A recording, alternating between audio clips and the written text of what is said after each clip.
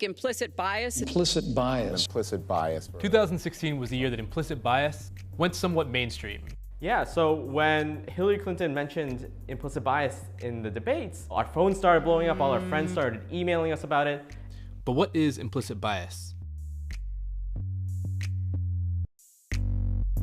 Implicit biases are basically thought processes that happen without you even knowing it.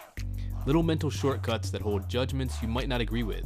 And sometimes those shortcuts are based on race.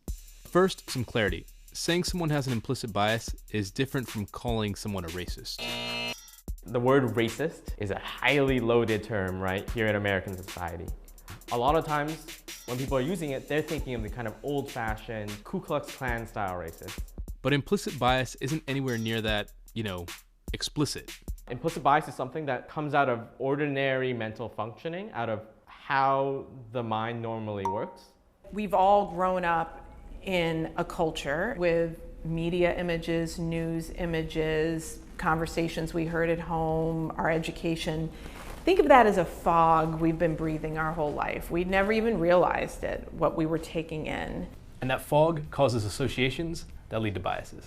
I somehow know that if you say peanut butter, I'm going to say jelly. That's an association that's been ingrained in me because throughout my life, peanut butter and jelly are together.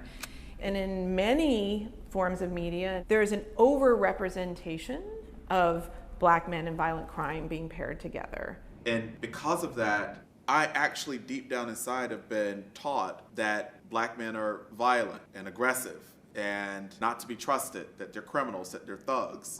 With all those associations, I'm not trying to let us off the hook, but in some ways, none of us stood a chance. Starting today, we'll post a video a day dealing with one challenge of understanding implicit bias and its relationship to race and exploring ways we might combat the problem. One more thing, if you're seeing this and thinking that it doesn't apply to you, well, you might be falling prey to the blind spot bias. That's the scientific name for a mental bias that allows you to see biases in others, but not in yourself. We're biased.